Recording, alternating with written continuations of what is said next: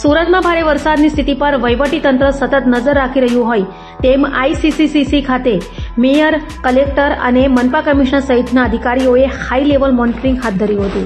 સુરતમાં ચાલુ વરસાદી પરિસ્થિતિને ધ્યાનમાં રાખીને જિલ્લા વહીવટીતંત્ર સંપૂર્ણ એલર્ટ મોડમાં છે. Integrated command and control centre એટલે કે આઈસીસીસી ખાતે mayor Mayaben Mavani, collector Tejas Parmar, municipal commissioner M Nagarajan, જિલ્લા વિકાસ અધિકારી દેવેન્દ્ર પ્રકાશ મીણા તેમજ ડેપ્યુટી કમિશનર નિધિ સિવાજ સહિતના ઉચ્ચ અધિકારીઓએ વર્તમાન સ્થિતિનું સઘન મોનિટરિંગ કર્યું હતું.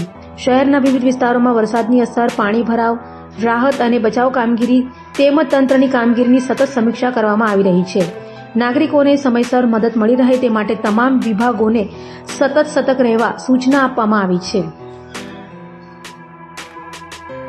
આજે 23/7/24 લગભગ 11 વાગે સુરતની શહેરની જે પરિસ્થિતિ છે એ કાબૂમાં છે.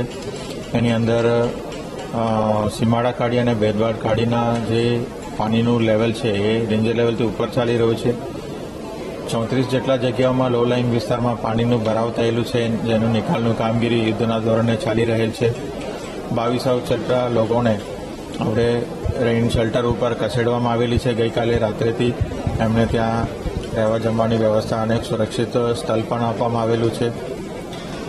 અત્યારે હાઈ ટાઇડનું પરિસ્થિતિ ચાલી રહ્યું છે એટલે લોકોને ખાસ વિનંતી કરવામાં આવે છે કે ઘરથી બહાર નીકળવાનું આજે ટાલે. જીએડીસી, ઉદ્યોગ એસોસિએશન અને જે માર્કેટ એસોસિએશન છે તમામે આજે રજા જાહેર કરી છે.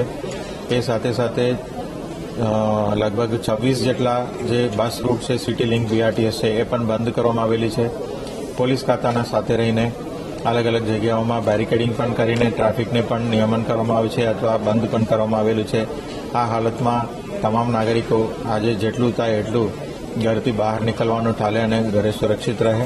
હાઈ ટાઇડનો જે સંજોગ છે એના લીધે પાણીનો નિકાલમાં વિલંબ થવાની શક્યતાઓ છે. તો આજે બપોર સુધી પણ આ જે આગાહી છે એ ચાલુ રહેશે અને 3 કલાક સુધી પણ વધારાનું એક એલર્ટ પણ આપવામાં આવેલી છે હવામાન વિભાગ દ્વારા. તો તમામ નાગરિકોને સુરક્ષિત જગ્યા આજનો દિવસ પસાર કરવા માટે ખાસ વિનંતી કરું છું. नमस्कार.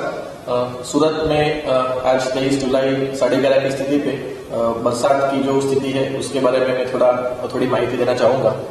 सूरत में कल रात से ही लगातार बारिश हो रही है. तकरीबन तमाम जो तहसील है उसमें बारिश हो रही है.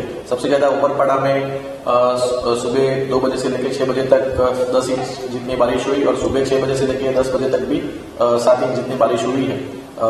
उसके अलावा बारडोली, महुआ, पलसाना, कामरेज जैसे इत्यादि ओलपाड़ वगैरह तहसील में भी काफी बारिश हुई है. सूरत सिटी में भी तकरीबन 1.5 से 2 इंच की बारिश सुबह 6 बजे से 10 बजे तक हुई है. अभी सिटी के अंदर बेदवाड़ खाड़ी जो है वो डेंजर लेवल से ऊपर चल रही है. उसके अलावा की जो खाड़ी है वो उसका पानी है जो अभी उसके डेंजर लेवल से नीचे में है. सिटी में जो बारिश है वो स्टेडी अभी बारिश हो रही है और सूरत जो रूरल एरिया है वहाँ पे भी अलग अलग तहसील में अभी बारिश स्टेडी है. हम लोग सूरत में कुल एनडीआरएफ की 1 टीम और एसडीआरएफ की 3 टीम शहर में और एक रूरल एरिया में एक एसडीआरएफ की टीम अभी मौजूद है ताकि कोई भी अगर इमरजेंसी सिचुएशन आती है तो उसको हम लोग टैकल कर पाए. कल रात को सूरत शहर में तकरीबन 2200 से ज्यादा लोगों को सेफ जगह पे उनका पहले ही स्थलांतर किया गया था. सिमिलरली सूरत के विलेज एरिया में भी ओलपाड़ में 130 से ज्यादा लोग, अंबिका में 50 से ज्यादा लोग और चिखली गांव में, कामरेज में भी तकरीबन 30 लोग से ज्यादा लोगों का स्थलांतर सेफ जगह पे किया गया था. अभी मांडवी का जो लाठी डैम है जिसकी हाइट 74.1 मीटर है वो ओवरफ्लो है.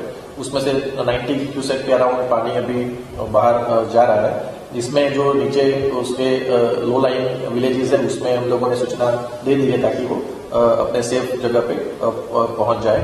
उसमें हमारी टीम भी मदद कर रही है. सिमिलरली मांडवी में केवड़ी नाली सिंचाई योजना है जिसकी हाइट 74 मीटर है वो भी अभी ओवरफ्लो है. उसके भी जो लो लाइन एरियाज है उसमें सूचनाएं प्रसारित कर दी गई है.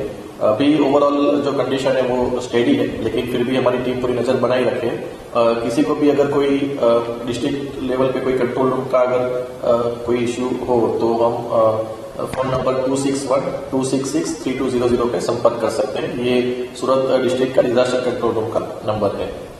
Thank you.